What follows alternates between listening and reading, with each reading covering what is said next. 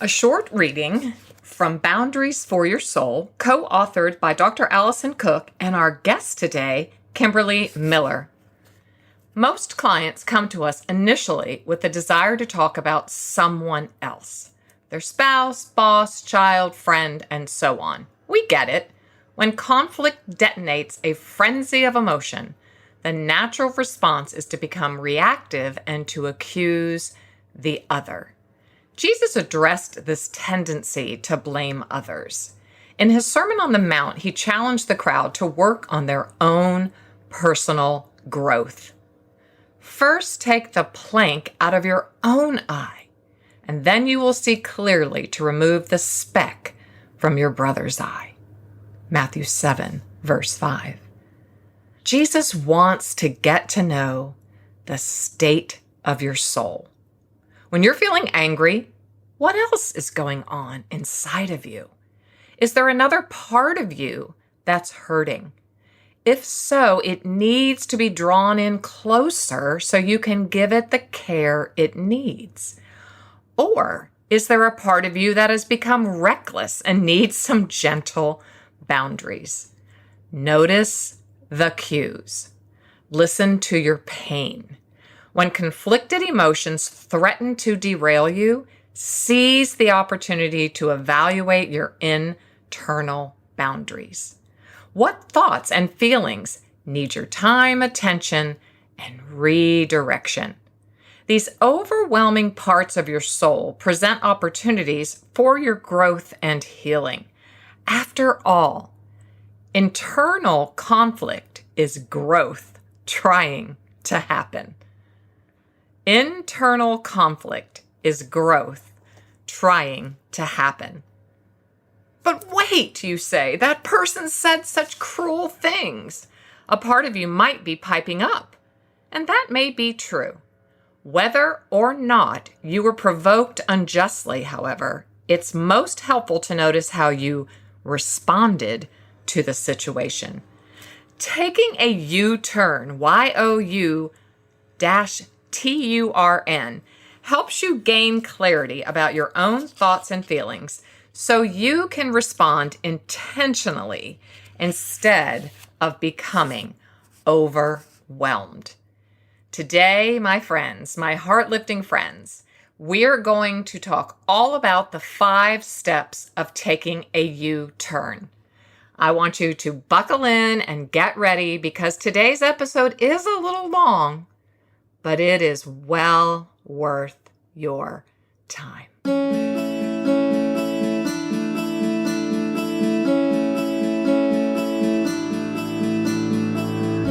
Sometimes the story we tell ourselves is not really true.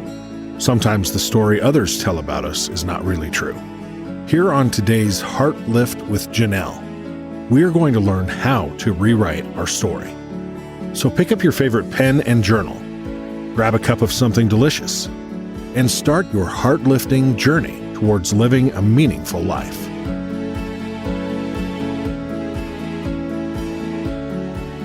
Hello and welcome to today's Heart Lift with Janelle, and welcome our guest, Kimberly June Miller, to the show. And Kim has given us beautiful permission to call her Kim. She is a licensed marriage and family therapist, and she has a master's in theology. Kim is also certified in internal family systems therapy and imago relationship therapy. Plus, she is trained in the Gottman and Prepare Enrich therapy methodologies. Kim is the founder of Leading Wholeheartedly, a ministry that helps leaders tend to their inner lives so that they can better serve others. Prior to her work as a counselor, Kim was a campus minister with InterVarsity Christian Fellowship at Harvard University. She also worked for social investment fund Root Capital and for Agros International, where she helped design the Journey with a Village program, partnering startup villages in Central America with funding partners across the United States. I could go on, but I want to give as much time as I can to Kim. And today, Kim is going to lead us into a deeper understanding of Internal Family Systems Therapy, IFS, which we began learning about in Season 5, Episode 16, with her co-author and dear friend, Dr. Allison Cook. So refer to that for a deeper understanding yourself. If you're new and you're just listening today, you can refer back to that episode and gain even more understanding. I love the way they've co-authored this book, both sharing parts of their story, which are very relevant. And as always, I believe the power of story informs the power of our story. So we learn as we glean from one another's narratives. So without further ado, today we are going to have the most wonderful conversation with Kim. Okay, well, thank you so much, Janelle. Thank you for having me here on your podcast. It's such an honor. And hello to all you listeners out there. Thank you for joining us. And yes, I come from a family that has some committed Christians in it on both sides. My grandparents prayed a lot for me, and I feel their prayers regularly.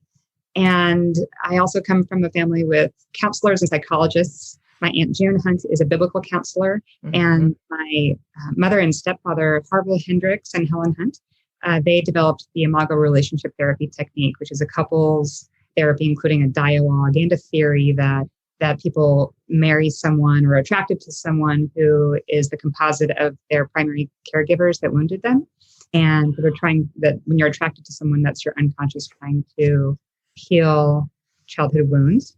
And so that conflict you experience in marriage is not because you married the wrong person, but it's because there's growth trying to happen in the relationship. Right. That's so critical, I think. Yeah. So I do see couples, and I also use this technique myself in my own marriage of sending a message and then having the partner mirror back to you what you said in a send. And then there's this process of mirroring and then validating, saying you make sense, and then empathizing. I imagine you must be feeling hurt. And so that step of empathizing is really critical to a person feeling without a doubt heard. And yes, I grew up with this understanding of Imago dialogue. And then through the process of learning internal family systems therapy, I've begun to teach my clients to speak and to send to their partner on behalf of parts of themselves instead of from those parts. Oh, I think you need to repeat that.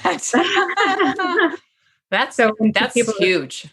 Okay. Yeah. So when there's a conflict in a relationship, to slow down in that moment and to say, are you available for me to send, or are you available for me to share something that I'm feeling? And then in that sending, that communicating, to say, yeah, I'm just aware that there's a part of me that's feeling sensitive right now. It's feeling triggered, and I'd like to just share on behalf of it with you. Are you available to hear about that part of me? Where was that Sunday? I really needed that. I need it every day. Yeah. I know. Yeah. So good. Yes. It's been very helpful, again, in my own marriage. And I really see the value in that sort of communication, because everyone is going to have conflict in their life. It's not a matter of whether we're going to have conflict, but it's a matter of how do we work through the conflict? How do we repair? And in doing so, we really can either glorify God or dishonor God by a response to feeling hurt. And those conflicts are moments when we can really, really bring a smile to God's face by pausing and speaking in a way that is spirit-led. And this is a technique for how to do that. We're not even in here and I'm already tearing up. So thank you. I feel like I jumped into the deep end. So. Well, Heartlifters go deep and fast. And any client of mine goes, Janelle's always got boots on because we're going deep. But if I can, I think I can frame what you're saying in what happened in my relationship with my husband on Sunday. If I can just share a minute and you tell me if this is the right way I would apply, because I think it would be very helpful if I had that tool this past. Oh, that was just yesterday. Okay. Oh my gosh. So my husband just is a kitchen designer, bath designer, remodeler, construction. So about a year or so ago, we redid our master bath. Mm-hmm. And so we have this beautiful shower that doesn't have a door, and that's just so nice and it's lovely. But it seems to get moldy. Mm-hmm. And, I guess most showers get moldy, right? What happened? He has had 2 shoulder surgeries of late. And so he's still been healing from his right shoulder. And so he's usually the one who does all the hard work of scrubbing and get it. He's a better cleaner than I am, So long story short, I had been cleaning it all week already, like just in little spurts of energy. Like every time I got in the shower, I'd pick up the little brush and I would clean it because you can smell it. I'm like, it needs to be clean. And so he comes out of the shower Sunday and goes, well, I just cleaned our like Petri dish. I just cleaned our little bacteria experiment in the shower. And I was like, oh, I've been cleaning it all week, in little spurts. And if anyone knows the Enneagram, and my listeners do, and so they know my husband's an Enneagram 1, so he's very much a perfectionist and all that, and I'm a 2, and so I'm all, tender. And so I went in there and I goes, but I've been cleaning this all week because I felt immediate like disapproval, right? Mm. And that I wasn't good enough and that I hadn't been doing my job and I've been working too hard. I'm not keeping the house clean. So went right to a part though. Now that I am understanding internal family systems, it went to the part of disapproval. So you're blended with a part that felt ashamed. Mm-hmm. Ashamed. I felt shame. Mm-hmm. And so I didn't realize that I was like my voice was getting louder because I'm a very loud person to begin with. And he goes, don't have to talk so loud. And he never raises his voice. He's very sweet and dear. And he didn't really raise his voice a lot, but we're repressors. And Kim and I was sharing that with Kim before we got on, we're repressors. We don't yell. We don't do conflict well. We're learning and growing in so many ways. And the minute he raised his voice and it kind of became authoritarian, I just shut down. Mm-hmm. Not like my normal shutdown. I've come so far. I was just like, ooh. So then we'd say that a firefighter took over. Firefighter took over. Because managers are proactive and firefighters are reactive. So you had a part of you that was like putting out those flames of the painful emotions, like a firefighter puts out fires. That part of you took over, sort of hijacked the system, and it was just trying to shut you down, shut down those feelings. Yeah. Mm-hmm. I'm so aware, thanks to you and Allison and the work that you have been offering to this community. But I didn't connect it because I haven't been in it long enough to really be practicing it. I guess you would say. I know I have my other things I practice, but to practice that part of me. Mm-hmm. And so we just went about our way, but I just kind of got depressed and felt sad, discouraged. I have a hopeless part that can take over if I'm not really dealing with conflict. It's just, I get blended with a hopeless part that just feels like, oh, it's this again, same thing again. Yeah. Oh, maybe that's exactly. I couldn't really identify it, which for me is crazy because that's all I do is help people identify what's the one word feeling, and I'm like, oh. But what I do then is I go, but I cleaned it. Like I really did. I tried to validate and all of that. So the day went on and I just kept trying to validate and I cleaned the whole bathroom. I just tried to validate myself. And so maybe we'll come back to that at the end when we do something of our work. Yeah. So you could do a redo. You could do a redo of that moment. Yeah. Can you imagine speaking on behalf of that part of you? What would that have looked like? Well, I love what you just said. You said, immediately I could have said, all right, you repeat it because I'm still not qualified in it. But do you have a minute for me how did you put that initially? To share on behalf of this discouraged part of myself or this ashamed part of myself. I have an example too. I can share an example. I think that would be great. Just yesterday. Yeah, what was it? It was in the morning and my husband so this is before church. We have a farmer's market here and my husband takes our daughter to the farmer's market, which is so cute. And so he takes her and I have like an hour to myself at the house. So I'm a performer. I'm a 1 on the Enneagram. So I go into this intense, focused hour of organizing the mail station. That was what I did. Wow. I was like, yes, I am going to just tackle this. Gosh. That's the same thing. That's hysterical. So it's so funny. So I just start like going through piles and piles of paper, and I'm like, categorizing and tossing and opening envelopes and all this stuff. And he comes back from he came back, I wasn't done. Of course, I was like, I need another hour.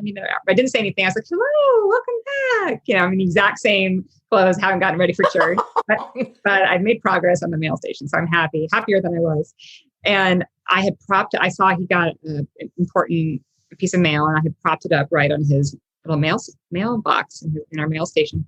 And he walked in, he said, what have you been doing? I said, I've been organizing the mail station. Oh, and it looks like there's some mail for you that I put on your box. He went over and he got a little frustrated, like, well, where has this been? I haven't seen it. It looks like it was post dated May 15th. It's been here for several weeks. And where has it been? And it was an important piece of mail. Wow. Ooh, I spiraled into shame. Ooh, I'm a failure. I disappointed you. So I'm really all of a sudden just blended with the shame. Not that it's why is, I was going to say, are you the postman in the house? Nobody designated me the mails are. It just was sort of assumed that I should have been better at showing it to him or something. And anyway, wow. It was just, you can imagine he was taken over by a part that was frustrated. Like maybe he thought not that he told me I had to be the mail organizer. It's just that maybe he thought I put it somewhere, whatever. He was just feeling frustrated. So anyway, I have been working on this for a long time, Janelle. And we have date nights every week where we talk about it. And we've been practicing this. And so I took a risk using the skills that I've been learning. And I said, I just want you to know right now, I'm feeling blended with a part of me that feels that I've that I've disappointed you. Yeah. And so it's speaking on behalf of that vulnerable part. It's not aggressive because it's vulnerable. Yeah, exactly. And saying it that way, he knows that there's other parts of me that don't feel that way. It's just that's one part of me that I'm blended with it in the moment. Mm-hmm. I'm not just a walking victim of my circumstances, but I do have a part that felt that wanted his approval and didn't get it in that moment. So it's interesting how we had similar stories. So very similar. I think somebody knew we were having this podcast today. Dismissed as coincidence. Anyway, but we were able to work it through. And I think it went much better than it would have if I had just shut down or gotten really angry, So. Mm-hmm. Yeah, I used to shut down for hours and hours and hours. Because you don't know what to say. If you don't know what to say, and if you don't know something to say that could be helpful, then what do you do? Well, shame to me is disabling. It's just so disabling. That's why we need techniques and tools. We do. And we need methods of how to share. Mm-hmm. And this method that Allison and I wrote about in her book is really a very specific way of looking at your soul and a way of speaking. Just walks you through step by step what to do when you're just feeling a strong feeling that is overwhelming you. Let's just pause here. Let's have a teaching moment, a time to catch our breath and reacquaint ourselves. And if you're new to the podcast, actually understand what this internal family systems therapy developed by Dr. Dick Schwartz is all about. Dr. Cook, Allison Cook, and Kim co-authored the book Boundaries for Your Soul, and they added a Christian framework to Dr. Schwartz's work. And so it's fairly new to me, and it is something that you do have to practice to begin to understand. And so I just wanted to give a quick review, just a pause. And one of the beautiful parts of their book, they say, become a student of the many facets of your soul. So a big part of IFS, or internal family systems therapy, is that we are many parts. We are comprised of many different parts, and we'll talk about that again in a few minutes. But they write, at some point you may have realized it's not just the problems and challenging people surrounding you that rob your life of joy. Like everyone, you have been wounded and have developed patterns that limit your ability to be your best self and experience lasting peace. Internal challenges, such as anger, guilt, and unforgiveness, require your attention, or you end up overwhelmed and hurting others unnecessarily. It's hard to be good to others when you are hurting inside. And they invite us in their work to understand and even befriend the hurting parts of your soul, which I talked to Dr. Cook about in season 5, episode 16. And they continue and they write, as you listen to those hurting parts of your soul, you'll discover that these emotions represent distinct parts of your soul that need your care. You'll realize that some are too close to the essential you and some are too far away. I'm going to repeat that because that becomes very important. You'll realize that some of those hurting parts are too close to the essential you and some are too far away. You'll get to know overbearing aspects of yourself you wish would give you some space, as well as disowned, denied, and lost facets of your personality hiding in the shadows. All of these parts of you, whether too near or too far, exist for a reason. They need for you to create healthy boundaries with them so you can relate to them from a comfortable distance. It's like giving them some space is how I say it. And you will certainly hear this in my time of therapeutic exercise with Kim later in the episode. Your emotional well-being depends on it, as does the quality of your relationships. And then they write in chapter 3 on page 31 in the book, they explain 3 parts of you. Just stick with it. 3 parts of you. And these 3 parts of you are called, and because that's what she's referring to when we're talking here, and they say it's like the map of the soul. We have firefighters, we have exiles, and we have managers. Managers are the protectors who strive to keep us emotionally safe, and they prevent more vulnerable parts of us from experiencing harm. They're vigilantes, you might say. They want to keep our life smooth and predictable. They dutifully get you out of bed in the morning, and in the evening they worry about what didn't get done. They drive you to perform, produce, protect, and please. They push you to stay on top of your game. Managers believe it's impractical for you to get bogged down with emotional pain.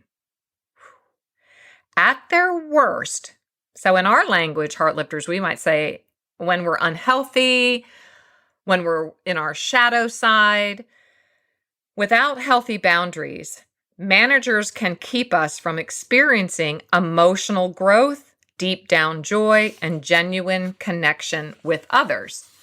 Firefighters are valiant. As valiantly as managers struggle to keep your world free of emotional pain, life has a way of thwarting their best efforts. When you're hurting, another category of protectors called firefighters strive to minimize your suffering. Firefighters, as their names suggest, try to extinguish pain after it occurs. These impulsive parts indulge in a lot of whatever feels good, distracting you and tricking you into believing you're handling life well. At their best, firefighters help you care well for yourself so that you effectively manage life's hardships. They remind you when it's time to rest, and they help you unwind. At their worst, now here we once again, Heartlifters, this is our shadow side. This is when we're unhealthy, when we're leaning back on old narratives and old feedback loops. When, we've worked so hard to rewire our neural pathways, sometimes they just want to keep going back to that very comfortable ridge in our brain. So at their worst, if a firefighter is not kept within proper boundary lines, they can lead you down a path of reckless self-indulgence. Countless firefighter activities want to numb unwanted feelings. They want to extinguish our pain. So you can imagine, we'll either mindlessly surf the web, escape through social media, overexercise, overeat, overclean, overspend, oversleep. Hello. Watching entertainment excessively, gambling compulsively, sexual addiction, excessive daydreaming, or escaping into romance novels, abusing alcohol or drugs. Finally, the third part of us is the exile. We've all experienced some brokenness that we cannot fix, some sadness that we cannot undo. We try to forget emotional wounds, but we often deny parts of ourselves in the process. And so parts of us harbor the feelings and insecurities we would rather the world not see. These parts are called exiles because they've been banished or they're in hiding. Dr. Schwartz wrote, "We try to exile the fallout from dreadful episodes in the past, but in doing that, we're not only exiling memories, sensations, and emotions, we're also exiling the parts of us that were hurt most by those events." Exiles are the distressed parts that your managers and firefighters are trying to protect. Voiceless and long neglected, many exiles can be in a state that psychologists call learned helplessness. They have great need, and they've often yielded their power in unproductive ways. If not befriended, exiles can cause a host of problems. So just tune in here. See if any of this is resonating with your soul.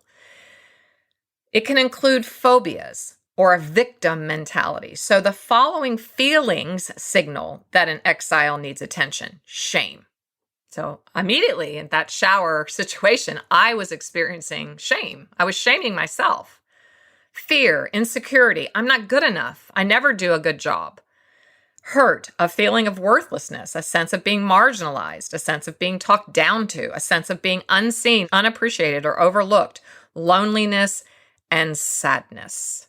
When it comes to protectors, those managers and firefighters and exiles, you might think of the stronger parts of you protecting the weaker ones. However, your protectors have limited strategies. Furthermore, they don't understand that weaker doesn't mean inferior. And you and I have talked about this so much. Go back to our beautiful episode, Strength Has Many Faces. I just want you to know that becoming stronger every day has many faces. My experience with my husband in that silly old shower example is just an example that I was actually becoming stronger in that moment because I was recognizing my manager. I was recognizing the firefighter, even though I'm not well practiced in IFS. They write, as author Andy Crouch astutely noted in his book, Strong and Weak, flourishing requires us to embrace both authority and vulnerability, both capacity and frailty.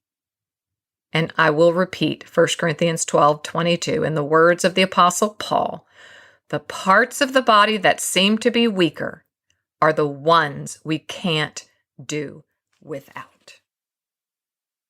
Yeah, and what I love and what I want you to remind us today, because I love that C.S. Lewis, one of the greatest things I ever heard him say was, "I'm not here to teach you anything new. I'm just here to remind you." I'm like, oh, that is the basis of my life as a teacher then. It's just, there's really nothing new under the sun. But, I want to remind everyone what that IFS, and then you can add the imago, but IFS, you understand your soul as different parts. And it's very biblical, and you share it from a biblical perspective of Psalm 131. If you would share a little bit about that to help us all remember and remind ourselves that how can we be parts? Like, aren't we supposed to be whole? If I can start with Romans 7, because I think that's a great verse to show the problem that happens because we have parts, where Paul says, I do the things I don't want to do. I do the things that I hate. And so he's talking about having different parts of him that are at conflict with one another in there. Yeah. And then fast forward to King David. King David is an example of someone who did something he didn't want to do, i.e. send for a married woman that he saw bathing in the moonlight and have her brought to his bedroom and then have her husband killed so that he wouldn't find out about it. I mean, it's quite the epic. This is a man after God's own heart. So you can see the complexity of the human nature there. And then by the end of the Psalms, we read in Psalm 131, verse 2, he says, I have stilled and quieted my soul like a child within me. a child with its mother. And it's such a beautiful verse because he's really illustrating there that we have within us this ability, like the internal parent that has the ability to have secure attachment with a part of ourselves that has been crying. Oh, Just like, let that sink in that, yes, it'd be great to have secure attachment with someone else in our life that we don't right now. That would be a nice thing. And we can work and pray toward that end. And we can have secure attachment with the parts of us that need our attention. And it takes the adult within to actually step up to the plate and provide that nurture, just like it does with a mother. Can you share a little bit more about that? Because I think that's definitely one of the bases. That's not a word. Basis is one of the foundations of what we do here is to heal ourselves, and that we can earn our own secure attachment, right, as an adult. So how might you add to that conversation, I guess? Yeah. Well, I would add to it in that there's several layers of relationship going on. There's your relationship with our Father in heaven. So Father in heaven smiles on you. He loves you. He welcomes you in every part of who you are. So we have that secure attachment waiting for us to just receive and live into. And then we also have the spirit-led self for those who've received Spirit, yielded their hearts, invited the Holy Spirit of God to live within. We have this powerhouse within of the Holy Spirit ready to love, just love up all those parts of us that need our time. Need our attention. Love up. Love up. I love that too. I love That's that. our next book. Love up. Love up those parts. Yeah. Love up. Oh my gosh, that's so powerful. Yeah. Ooh, I got chills on chills. Okay. Yeah. Holy Spirit's ready. Because the parts need, I think if you ask people, what are the parts of you that you're aware of? I could ask your listeners right now, what are the different parts of you that you're aware of? Almost everyone has an inner critic. And we were talking about Leanne Payne earlier today, and she writes in one of her books, there's this little diagram, and I actually think we include it in our book, that there's a step of maturity that most people never take, or which is moving from self-hatred to self-acceptance. Yes. Talk to us, teach us. Yeah. And how many of us live our lives ruled by this inner critic that just won't stop hounding us for things we're not doing perfectly. All day long, sometimes. So how do we love up that inner critic, see its good intentions, see that it comes by its feelings honestly, that you were perhaps criticized as a child, and this part developed to try to keep you from feeling that pain. And so, wow, good intentions. You can see why it's there. And how about this part realize and be updated about God's love, and that there's such a thing as grace, because Jesus died and rose again for us, and we're forgiven and free. And sometimes, even though in a certain way, a person has received the gospel message and yielded and said yes to the gospel message, there might be parts that didn't know what happened there with that conversion experience. And the parts are stuck in the past and need to be updated and brought into the present. Wow. And so the process is focusing on that inner critic and saying, hi, you're welcome at the table. Let's talk. And then, hey, have you ever heard of a man named Jesus? And wow.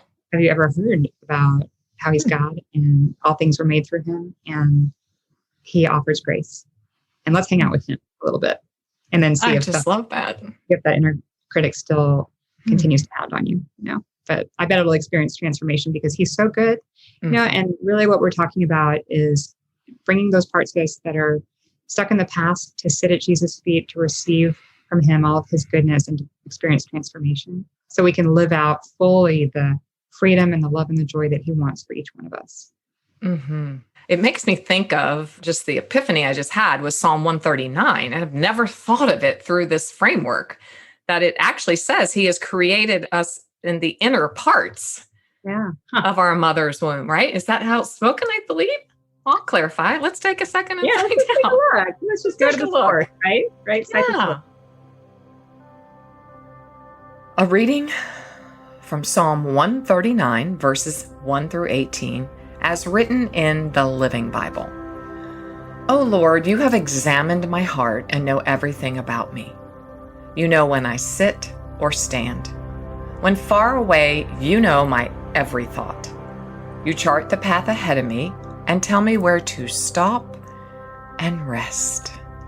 Every moment you know where I am. You know what I'm going to say before I even say it. You both precede and follow me and place your hand of blessing on my head. This is too glorious, too wonderful to believe. I can never be lost to your spirit. I can never get away from you, God. If I go up to heaven, you're there. If I go down to the place of the dead, you're there. If I ride the morning winds to the farthest oceans, even there, your hand will guide me. Your strength will support me. If I try to hide in the darkness, the night becomes light around me. The night becomes light around me. For even darkness cannot hide from God. To you, God, the night shines as bright as day. Darkness and light are both alike to you. You made all the delicate inner parts of my body. All the delicate inner parts of my body and knit them together in my mother's womb. Thank you for making me so wonderfully complex. It is amazing to think about. Your workmanship is marvelous, and how well I know it. You were there while I was being formed in utter seclusion. You saw me before I was born and scheduled each day of my life before I began to breathe.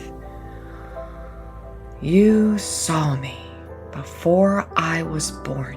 You saw me before I was born and scheduled each day of my life before I began to breathe. Every day was recorded in your book. How precious it is, Lord, to realize that you are thinking about me constantly. I can't even count how many times a day your thoughts turn toward me. And when I waken in the morning, you are still thinking of me. It's really just aspects of who we are that have their stories, and they're not bad. Parts of us are good, because they're us. They're who God created us to be. They just, when we experience pain in life, which happens to all of us, there's a certain part of you that gets stuck in that time and that experience. Without a doubt, yes. It does not continue to grow like the rest of you does. I don't understand why or how. Don't ask me to explain it. And you can't see it, but it is just something that psychologists have noticed over the years. And there's a consensus that this is true. And I've experienced it myself, and I see it in my clients all the time, Janelle, that a person can be a Christian, be a devoted follower, and not know that through and through, like have parts of them that aren't aware of it. That is just astounding to me. Yeah. And I would love to take a million more minutes, but I also have a million more things. But I do want to pause. I will take a pause and help us all really. I always say that's like a lean in moment here. Lean in and listen to Kim talking about that there are some of your parts that may not be very aware yet of the Jesus presence inside of you, right? Exactly. Is that a yes? A good way to say it? They need you to take the reins. They need you to step up to the plate. Like I love this analogy of the symphony orchestra. They need let's talk about yes. Okay. So a great metaphor for the soul, which is one that I think Dick Schwartz, PhD, who's founded Internal Family Systems, he uses this analogy that your soul is like a symphony orchestra, and you have this internal conductor that leads the different parts of your soul. So a good conductor will say, oh, to the drummer, you're playing a little too fast, and will just with the right tip of the wand, slow the drummer down. Subtly. Yeah. And you might call that a boundary, a gentle boundary if the drummer's too loud, for example. And maybe there's a violin that's playing just a little bit too soft, and a good conductor will hear that sound missing and say, speak up just a little bit louder, like play just a little bit louder. And then all of a sudden there's just this beautiful melody. harmony, right? And everyone just loves listening to it, and it makes everyone happy Mm-hmm. to Yeah. hear it. So that's what we're talking about. To your soul, just noticing where are the parts of me that are too loud, which parts of me are too quiet, and how can I lead and guide the parts of me to speak in a way that is pleasant. And I would equate that because in my new book, Stronger Every Day, one of the 9 tools that I offered was on healthy assertiveness because I didn't know how to use my voice. I didn't ever learn, and we equate voice with value, worth, and dignity in my community. That's where I started. Wait a minute. Right. Wait a minute. I am clothed in strength and dignity. Beautiful. With nothing to fear, so I can smile at my future, right? So it was like, wait a minute. I am clothed in strength and dignity. So once that work permeated into my soul in all the parts of my soul, I was able to understand that I have a voice. I can think. Beautiful. Yeah. I can use my voice. I can make choices. I have permission. Wow. Crazy, right? Wow. It's awesome. You're an instrument in God's hands. So I feel like what you just were sharing there with the symphony was like, hold on, drummers, you're being a little too aggressive. Right. And over here, I was first chair clarinet. So it was like, over here, come on, Janelle, you need to lead with a little bit more crescendo and vibrato. Yeah. And we need our drummers. Yes. I went to worship on Sunday at church, and I just love the beat of the drum. I mean, everybody, that's what makes your foot tap. Makes you start to dance. And we love those drummers, but you don't want it to be too loud. Have you ever been to a band where the drum is just too loud? Oh, so it's just having that right balance. And I'm guessing that when you were perhaps not, when you hadn't developed the voice that you have now, there might have been moments when you snapped or when you would speak too loud because you were aware that you weren't really speaking in a way in other times that really expressed your values. So there's this imbalance, and we have parts of ourselves that are polarized like that sometimes.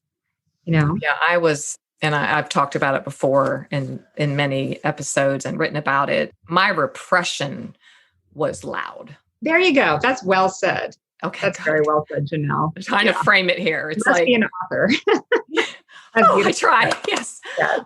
But my repression was so loud, and instead of using my voice, I slammed things cabinet doors like in every relationship, there's a turtle in a hailstorm, and the turtle usually is a snapping turtle.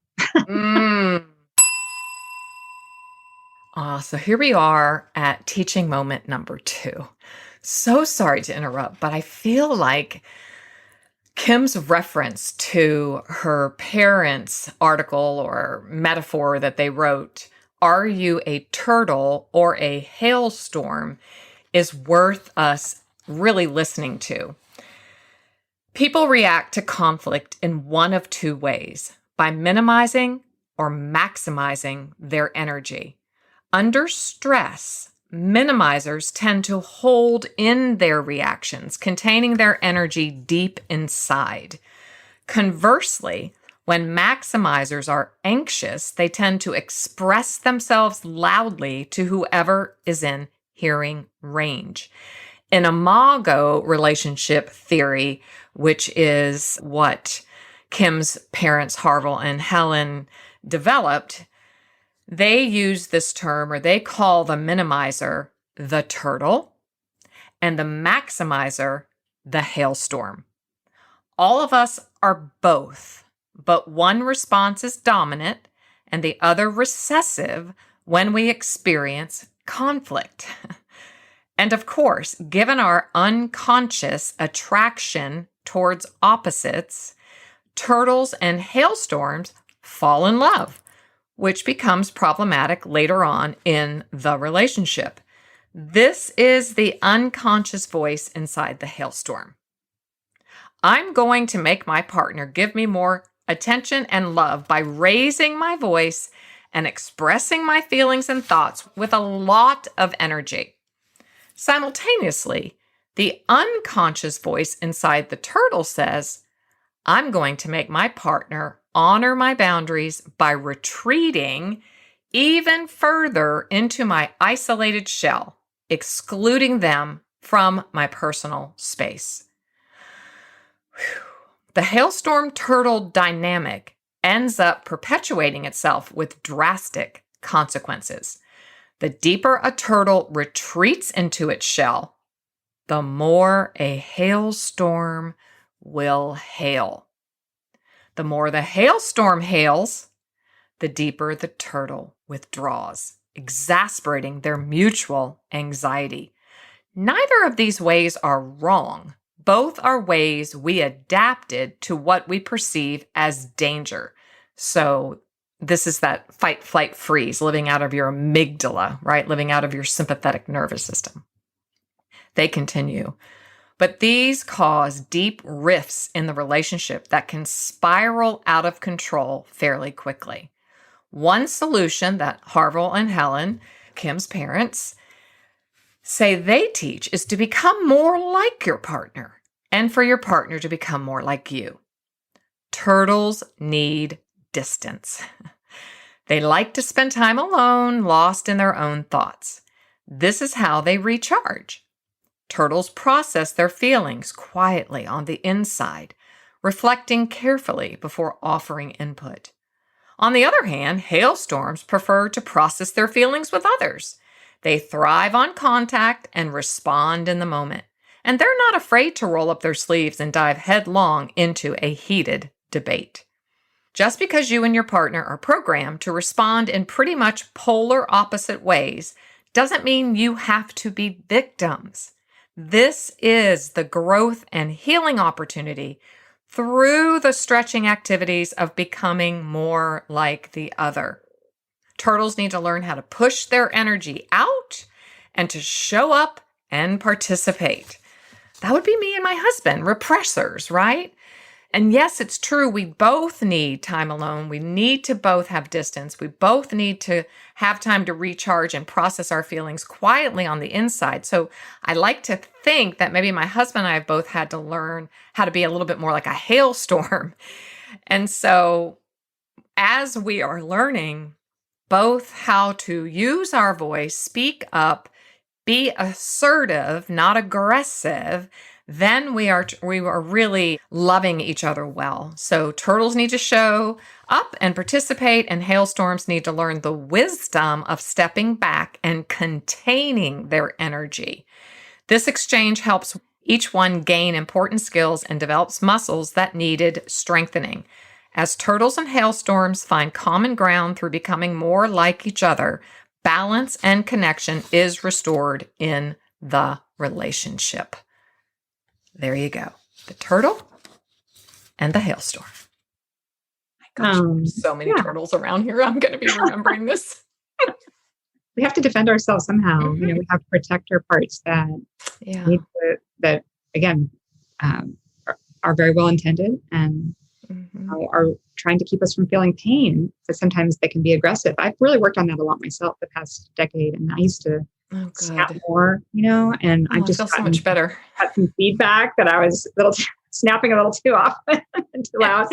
So I've really worked at just, I'm not perfect and I still find myself like, oh, there it goes again. But, But much better, much better than I used to be. So I think that's a result of Holy Spirit and Christ dwelling within me and doing his work within me. And then also learning this method of inviting the Lord to guide every different part of me, the parts that can take over so that they're spirit led too.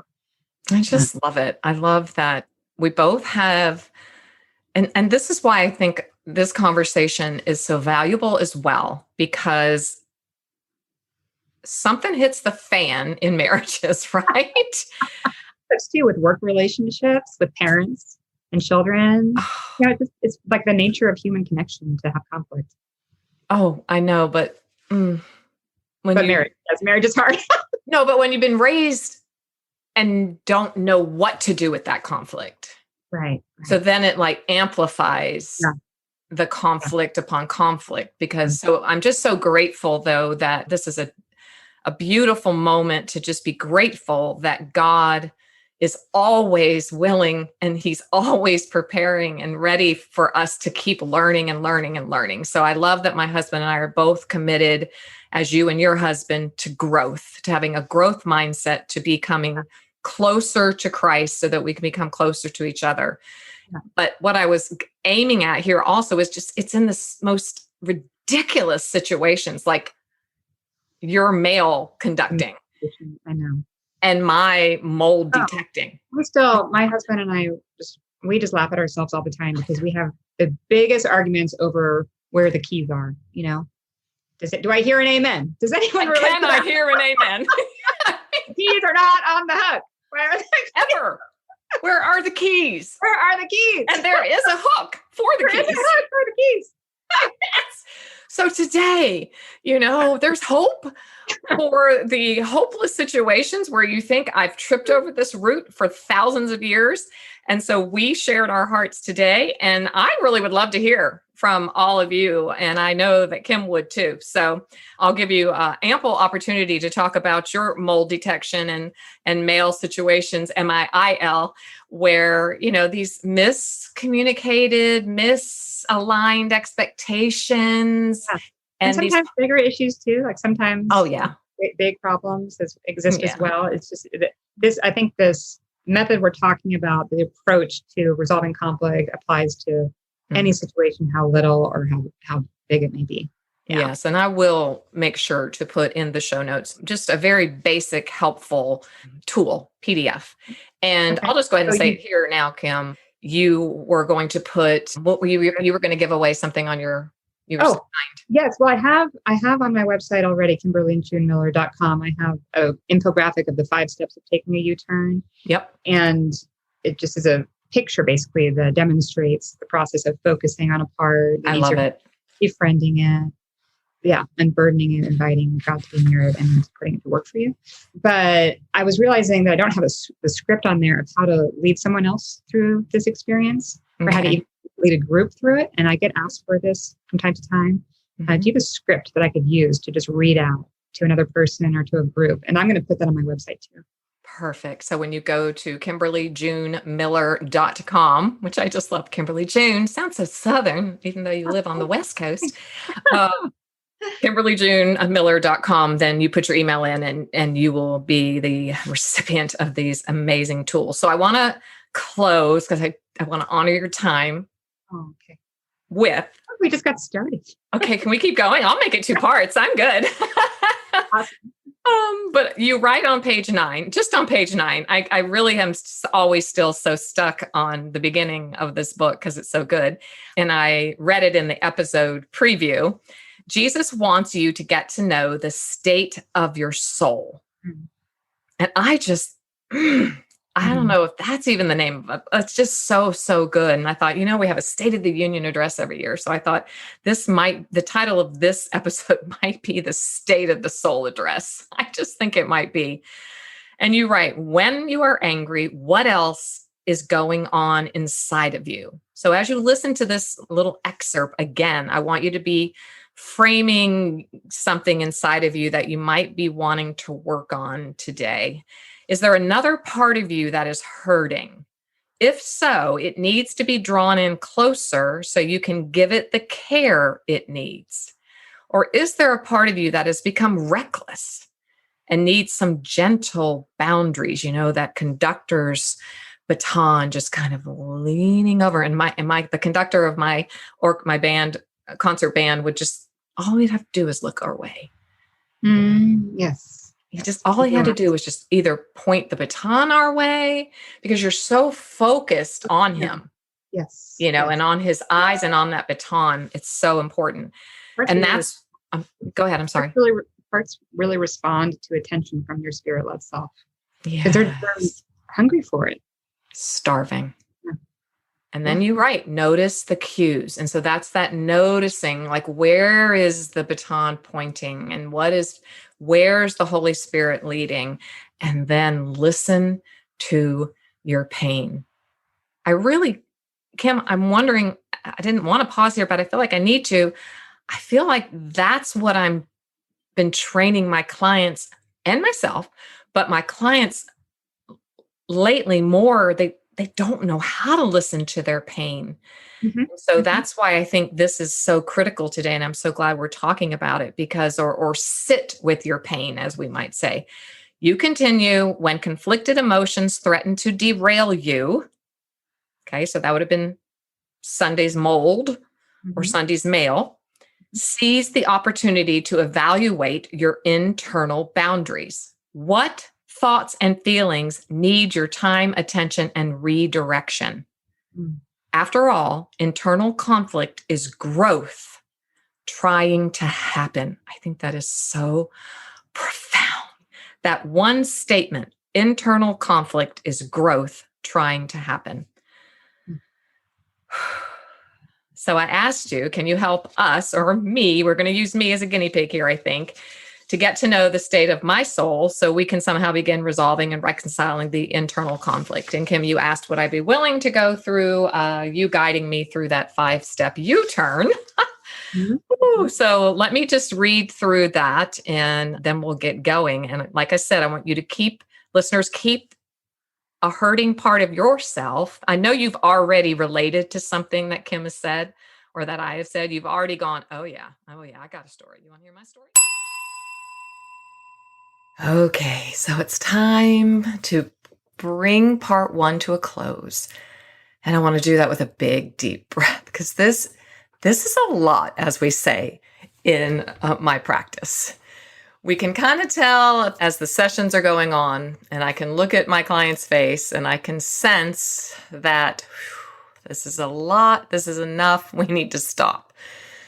So initially, I was going to just play this podcast episode all the way through, but it's just a lot. So we're going to take a break here. I'm going to give you ample time to listen and re-listen. I have a lot of teaching moments here. I've read The Turtle and the Hare, and I just want you to revisit it this week as we prepare for part 2, where Kim is graciously going to lead me, her guinea pig, as an example of how to befriend your soul using her 5-step U-turn, YOU/turn. It's brilliant. I love it. I have now began implementing it in my private practice and in my own life. So in preparation, go ahead and make sure that you are subscribed to my newsletter, which you can easily do now by just texting Heartlifter. That's one word, HEARTLIFTER, to 844-807-8688. That's 844-807-8688. So grab your phone right now and text Heartlifter to 844-807-8688, and you will receive my newsletter, which will contain the PDFs that I mentioned today in this episode. So you'll receive a PDF on the 5-step U-turn, a map of the soul, and the beautiful turtle and the hare, so that you can have it before you as you're preparing for next week's episode, where Kim is graciously going to walk me through, as the guinea pig, a 5-step U-turn. It's really beautiful. It was eye-opening. And in preparation for that as well, I want you to be considering which hurting part of your soul you're going to befriend so that you can parallel the U-turn with me. As I am processing my own, you'll be able to process your own as Kim directs and guides you. So don't forget to text Heartlifter to 844. Let me give you that number one more time. 844-807-8688. I know I sound like a commercial. Forgive me, please. But I don't want you to miss out on all of these goodies.